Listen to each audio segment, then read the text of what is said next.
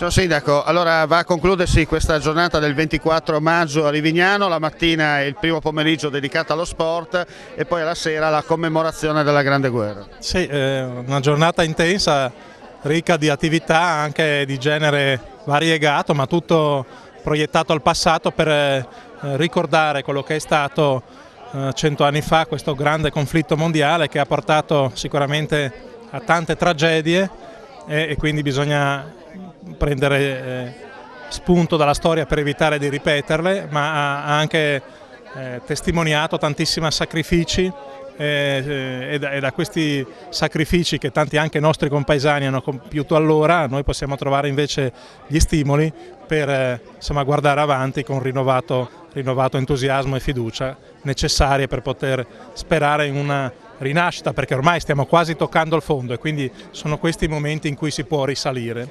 Poi tra l'altro va sottolineato che queste zone, anche le vostre, una volta che crollò il patriarcato di Aquileia, qui ci fu una divisione di pani e di pesci tra Venezia da una parte e la stessa impero austriaco dall'altra, perché ci sono delle zone del comune di Rivignano e Teor che erano sotto Venezia e sotto l'Austria. Sì, il confine non era molto netto, se vogliamo fare uno excursus storico di qualche Fine di Madrac, direbbe qualcuno. Sì, esatto. Se vogliamo tornare indietro di qualche secolo in più rispetto alla Prima Guerra Mondiale, in effetti questa era una zona nella quale il confine tra Venezia e l'impero non era così definito, c'erano diverse enclave e quindi insomma anche questo ha fatto sì che si combattesse qui per secoli, quindi siamo abituati a combattere alle guerre, ecco, però speriamo che in futuro le guerre si combattano in maniera diversa, siano più che altro guerre, come dire, in tipo simbolico e quindi non più combattute con le armi e con la morte e con la distruzione e viceversa, siano più che altro battaglie di ideali, ecco, per costruire delle comunità migliori. Adesso le faccio un assist. In tempi in cui si parla tanto di riscoperta della patria, delle tradizioni, soprattutto di perdita dell'autonomia, il ricordo della Grande Guerra cosa vuol dire?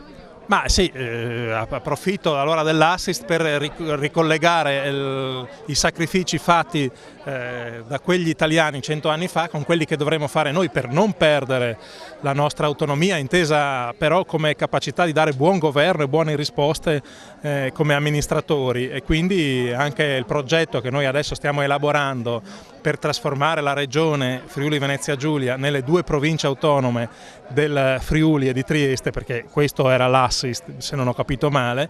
No, ho capito bene. Esattamente come in Trentino Alto Adige, dove il modello è già collaudato, dove funziona, dove tra l'altro è frutto proprio della compresenza di minoranze linguistiche riconosciute, come anche qua ci sono, quindi tutte le condizioni che l'hanno consentito quel tipo di autonomia ci sono anche qua, il modello là ha funzionato e quindi non c'è nessuna ragione per non applicarlo anche qua, e proprio perché è semplicissimo, chiaro, funziona, costa di meno, non lo faranno mai e quindi dobbiamo farlo noi.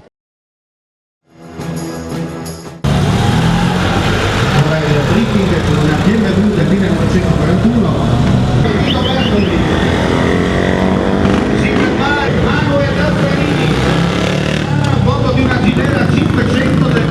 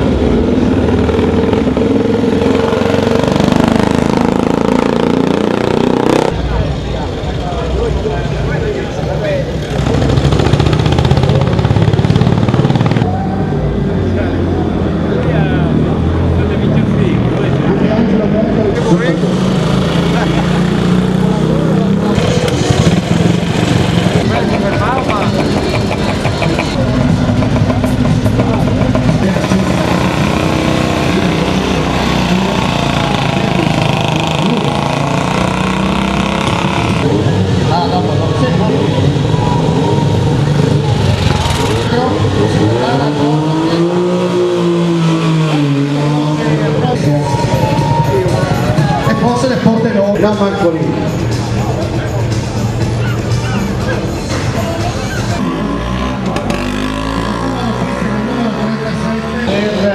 Freddy Fabro di Tarmasson Spantuno. Non si dice rumore, si dice musica. Ah, musica, sì, per le nostre orecchie. Quindi sono veramente felice. Premiato dal presidentissimo Franco Bertoli, come li ho dedicate il vostro polizia all'inglese. Chiamate magari una gru possibilmente, perché la vedo un po' dura a consigliare la troppo. E mo, sempre più in alto. Complimenti a Guido Belli che deve essere passato dalla Miss. È fatto un muletto che è bello. Quindi si esiste il palco, vedi?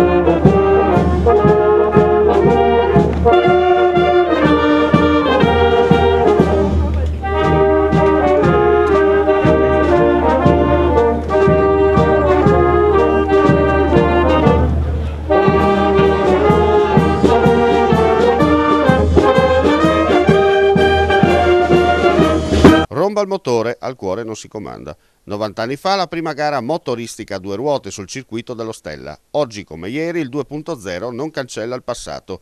Domenica 24 maggio le signore di un tempo hanno sfilato lungo il percorso ricavato nell'Agorà di Rivignano. Unica differenza? L'asfalto ha preso possesso del ciottolato. Franco Bertoli, presidente del Motoclub Motori dello Stella. Ma certamente quello che cerchiamo di fare, cioè far divertire la gente che amano le motociclette, che amano questo sport motociclismo, che veramente è appassionante, perché tutti quanti si appassionano a queste cose, sai, le vecchie moto e tutto quello che concerne i vecchi motori.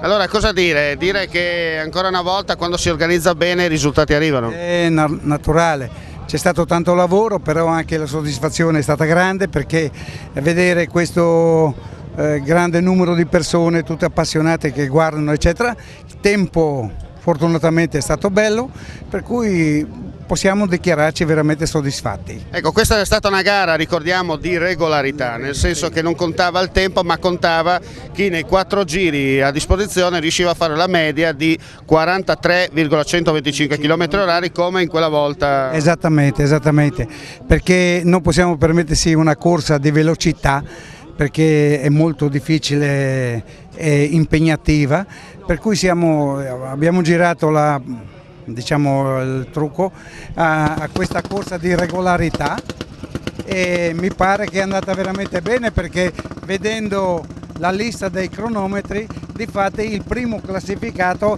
è andato a 12 centesimi vicino a questa classifica, per cui è stata veramente una cosa bellissima. Adesso il prossimo appuntamento? Il prossimo appuntamento, il 28 giugno, sarà l'automoto circuito che facciamo come ogni anno, abbinata alla festa di Flambruzzo, che si chiama Sagra degli Emui, e andremo a visitare un noto collezionista della zona, dove hanno 150 moto da vedere, che sono veramente bellissime e vale veramente la pena. Ecco, qui sentiamo ancora che rombano i motori, perché la passione non finisce, no? Continua. Finisce la passione, mi pare che la passione finisce quando finisce la benzina, mi pare, no? Ma qua invece il carburante lo vedo bello carico. Sì, ecco.